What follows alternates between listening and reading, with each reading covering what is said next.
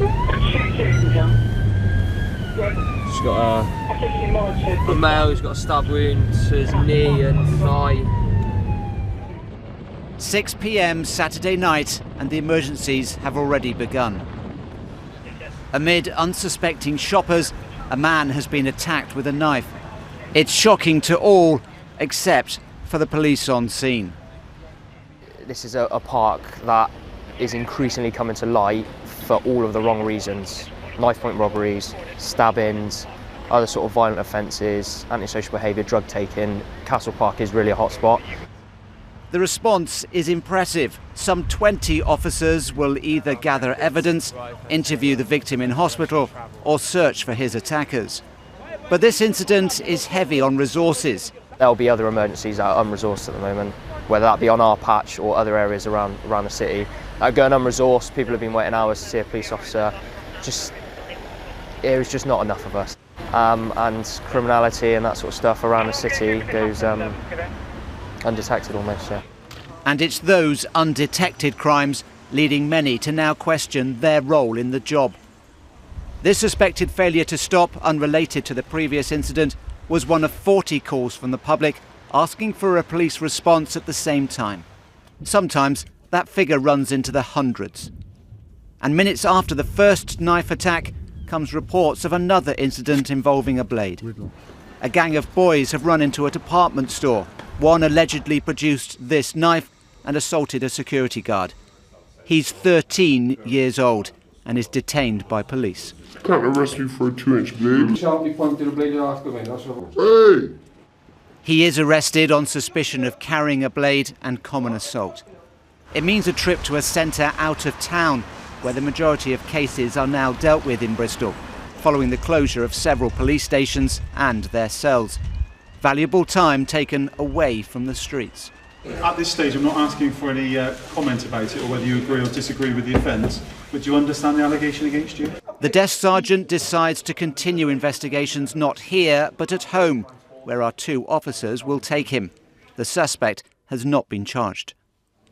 Frustrations felt on the front line are not confined to it.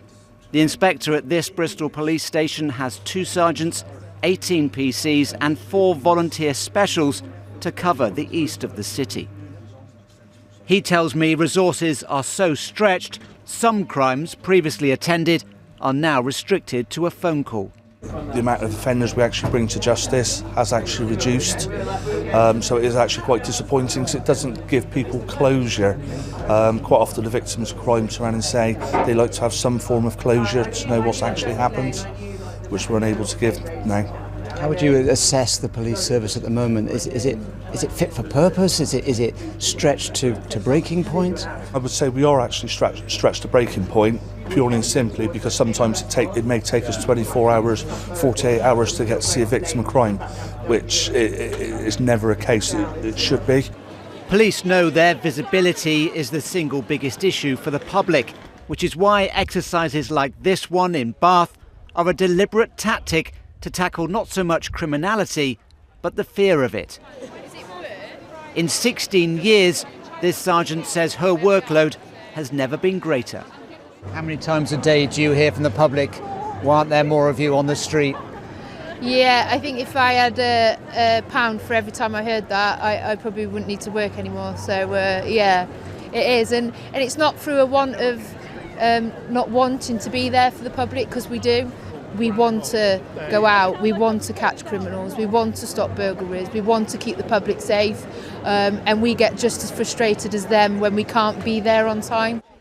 But would that public be prepared to pay more for their police?